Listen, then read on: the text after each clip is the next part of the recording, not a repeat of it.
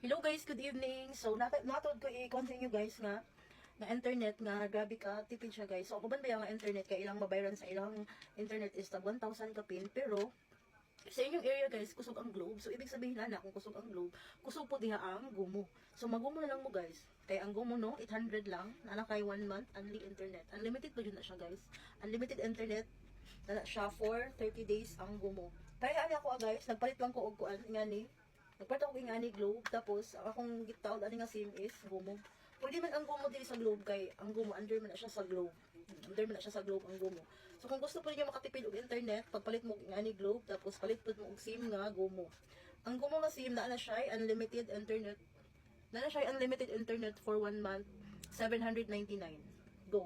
Kung wala man, kung mahal ang inyong internet or mahal ang inyong mga nabayaran nga kung magpa-load mo or ang inyong internet mahal. Pag gumo lang guys, magbutang kong link diha sa gumo nga SIM pagpalit na mo ay para makatipid mo.